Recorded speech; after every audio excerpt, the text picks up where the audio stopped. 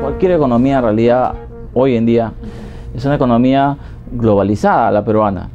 Por lo tanto, la cantidad de dinero que va a servir para financiar el crédito proviene no solamente de la emisión que haga el Banco Central, sino también de los capitales que vengan de afuera. La Fed ha prácticamente duplicado su base monetaria en los últimos 3 años, lo cual ha hecho que esta cantidad de capitales fluya, invada las economías del mundo. Y el Perú, que es una economía relativamente estable, ha mejorado en términos de riesgo, no es una economía muy riesgosa en estos momentos, entonces ha acogido mucho estos capitales. Entonces ese es el problema en realidad que enfrenta el Perú. Gran parte del crecimiento de crédito de este año, que debe llegar más o menos a poco menos de 20%, debe estar como en 18% más o menos, por lo menos las últimas cifras. Es un crecimiento bastante fuerte, y ese crecimiento fuerte se ha ido en parte a créditos inmobiliarios, lo cual por tanto se ha ido a precios.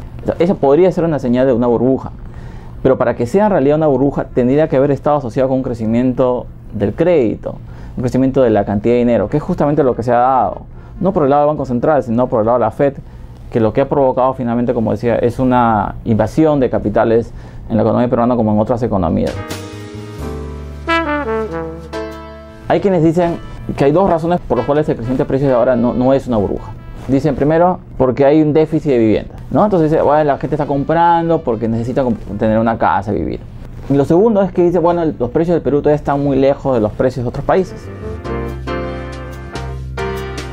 Porque al margen de que haya o no haya necesidad de vivienda, el hecho es que hay un crecimiento fuerte de la demanda. Y ese crecimiento fuerte de la demanda está siendo incentivado por el crecimiento de crédito. Y ese crecimiento de crédito en parte está siendo financiado o motivado por esta venida de capitales que ha sido provocada a su vez por la creación de dinero por parte de la Fed. Así sea para inversión o sea para vivir, el hecho es que hay mucha demanda por viviendas.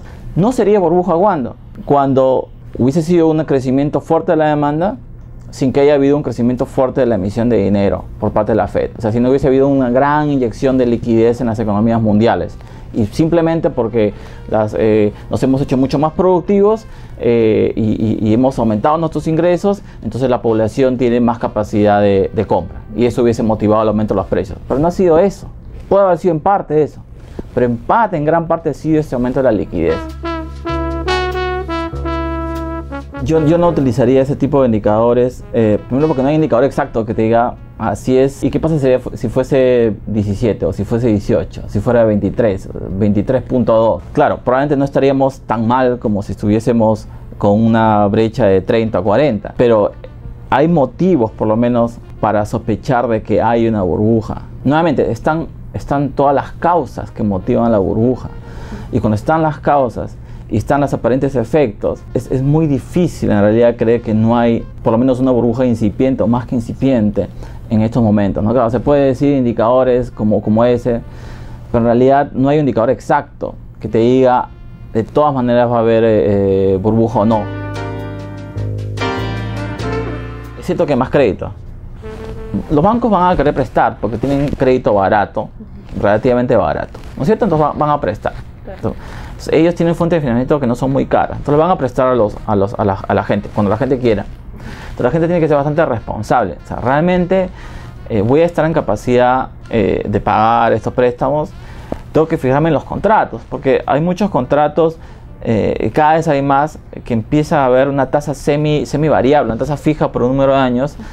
Y mucha gente piensa que la tasa fija va a ser por siempre, pero no se da cuenta de que en realidad es fija solamente por un número de años. Hay que ser muy cuidadoso en cómo nos endeudamos, porque ese es un elemento que hace que la crisis sea peor. En fin, ok, ya bajaron los precios. Ya, pues mi casa no vale tanto, pero por lo menos puedo pagar el préstamo. Pero si bajaron los precios y además sube la tasa de interés y yo no puedo pagar más los préstamos, voy a perder la casa. Y el banco va a tener un activo que no vale mucho. Entonces, ahí es cuando la crisis se vuelve mucho más profunda, ¿no? No solamente la burbuja en sí se ocasiona en gran parte por el tema del dinero, pero la crisis puede ser profundizada en parte por la incapacidad de muchos de haber evaluado bien su habilidad para pagar los préstamos, ¿no?